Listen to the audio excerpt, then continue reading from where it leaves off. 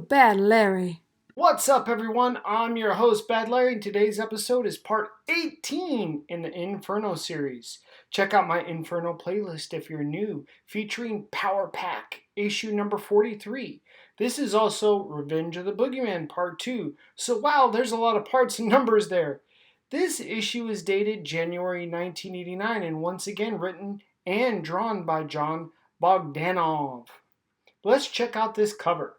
In the foreground, we see a paper ripped referring to Professor X's school for gifted youngsters. Well, that has nothing to do at all with this issue. It isn't addressed at all in this issue, and I would say it's a bit misleading. Other than that, it's a good representation of the contents inside. Power Pack battling the Boogeyman, and the parents are conked out. The art, layout, and coloring are okay. Again, I give Bogdanov a bit of a pass considering he wore two hats in this issue, writer and artist. So I rate the cover a 71 out of 100. It passes, but barely. What do you think of the cover? Let me know in the comments. The story picks up immediately following the conclusion of Power Pack number 42. Boogeyman has Dr. Power and his wife Margaret by the neck and has just forced the Power Pack kids to reveal their abilities to their parents, which they had been keeping a secret up until now. Obviously, the parents are shocked by both Boogeyman and the revelation that all four of their kids are superheroes. The Boogeyman doesn't keep his word, obviously, and desires to torment the Power Pack kids using the parents as bait. The Boogeyman has interesting abilities. We see him sliding down the building, his feet looking like melted cheese. Well, that's one thing he can do, liquefy himself, get into any place as long as there's a tiny crack. He could stick to walls like Spider-Man and has super strength, and a drooling problem as well. Well, it's now a game of chase. Power Pack launches into action trying to save their parents. Katie and Julie can fly, so they scout ahead, while Alex needs to power up. See what I did there? Alex powers, anyway, by disintegrating a bucket of tar. Alex can't fly, well, not at this point in their series, so he piggybacks on Jack's back as the boys try and catch up with the girls. In this comic, little Katie Power's only 5 years old, so she sees the bad guy and she attacks. She's not thinking of strategy or teamwork. She's 5. The Boogeyman can't really take damage like that, physical attacks. They just mush into his body. He backhands little Katie away. I like how Bogdanov allows Katie to cry even though she shakes off the hit. 5-year-olds are emotional. It's apropos. Dr. Power learns that the Boogeyman is indeed his former boss, Douglas Carmody, and is clearly shocked by the transformation. The Boogeyman has basic villain motivations. He blames Dr. Power and the Power Pack kids for destroying his life. As a man, he spent a fortune funding a machine Dr. Power was developing. Deadlines, people, they come hard and fast, noted he. Carmody took the machine from Dr. Power before it was tested and had been proven to be safe. And then some aliens destroyed the machine, but regardless, Carmody can't take responsibility for his own actions and has developed an unyielding hatred for Dr. Power and his family. The Power Pack actually worked together, used Julie's cloud cover to allow Jack to try and grab Boogeyman, but the Boogeyman melts away, still holding on to Dr. Power and his wife Margaret. These 2 pages were kind of just thrown in, and without much back knowledge, it's a bit of what the F is going on here? These horse people, existing many light years away, are called chameleons with a K.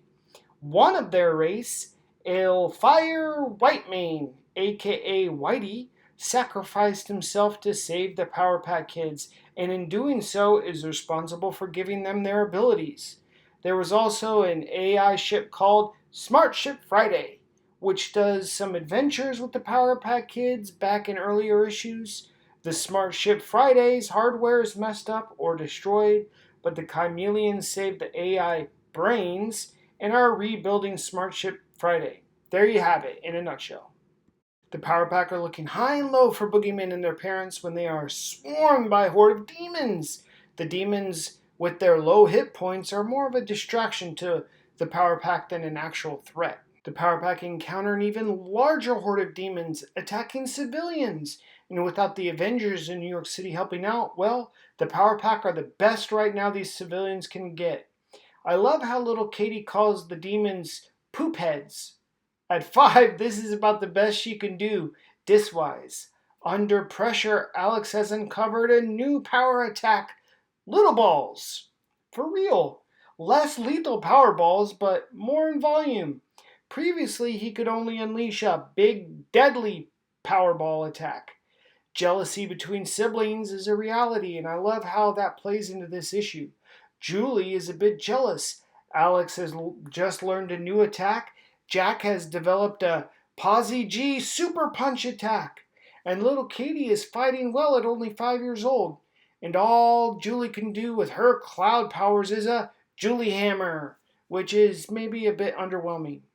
And now the Boogeyman is jealous. The Power Pack kids are doing superhero work when he's not done with them yet. Luckily, the kids have driven off the demons in the area and can refocus on saving Mom and Dad and finally deal with the Boogeyman once and for all. The Boogeyman teases the kids as Mom and Dad are passed out. This guy is really vile.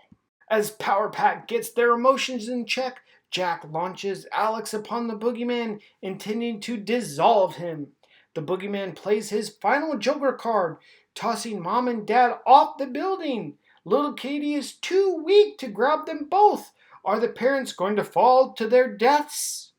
Remember when Julie was jealous of the other Power Pack siblings getting their abilities boosted? Well, she just got hers. Julie Bubbles! Balls of condensed air. Julie saved her mom and dad all by herself and unlocked a new ability. Back on the roof of the building, Alex and Jack are looking to kill the Boogeyman. Well, if they can. The Boogeyman is still messing with the boys' minds. He's trying to turn them into killers. I don't know if the Power Pack can actually kill him, but the point is that Boogeyman wants the kids to want to kill. They haven't had to kill anyone yet, but the Boogeyman threatening to forever haunt and taunt the Power family, Alex is the first to break and is determined to kill the Boogeyman. The parents and the kids resolve their little issues of the kids keeping their abilities a secret. It is very much, I love you no matter what, hugs, hugs, hugs, and Mom and Dad convince the kids that they are not killers and don't fall into the Boogeyman's mind trap. These last episodes, the Boogeyman has gone on and on about how he is protecting the beauty of humanity from being destroyed by the abominations of mutant kind. He still thinks Power Pack kids are mutants. They are not. And when Papa Dr. Power tells Boogeyman to check himself before he wrecks himself, who is he to call anyone an abomination? And has Boogeyman taken a good hard look in the mirror lately? Boogeyman finally sees what a monster he has become and launches himself off the roof into the streets of fire. Will this kill Boogeyman? Probably not, but the battle with him is done for now. So all these abilities, it came down to a mirror, a flippin' reflection, is what defeated Boogeyman. Back at home, it appears all the demonic haunted house energy is gone. The house is clear. Power Pack have to bounce, be superheroes, and all Mom and Dad can do is tearily say goodbye. Every story has an ascending action, a climax, and a descending action, the climax being the most exciting part of the story. We also get origin elements that are pre-ascending action, but almost every story follows these 3 steps: ascending, climax, descending. If the ascending action, the build-up, is not followed by an even better climax, the story typically feels flat, uneventful, disappointing. Look, everyone wants a banger climax, am I right? I feel these last 2 Power Pack issues fall victim to a flat climax. All this build-up to the battle with the Boogeyman, and he is defeated by his own reflection? Pretty weak sauce. And the way the Power Pack were forced to reveal their abilities was its own climax, building for 42 issues, again, falling flat.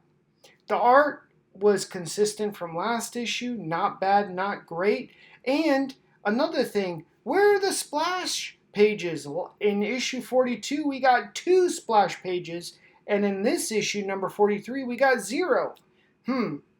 I rate this issue a 70 out of 100. I appreciate some elements, such as Julian covering a new ability and seeing how a 5-year-old Katie would probably actually act, uh, kept it from falling into the 60s, but let me know your opinion in the comments. And stay tuned, tomorrow's episode, part 19 in the Inferno series, heads back to the Amazing Spider-Man number 313. And it looks like we might get to see an Inferno lizard battle it out with our favorite web crawler. Until then, be good to one another, hit that like button, it means a lot to me, subscribe to the channel, and I'll see you real soon. Peace.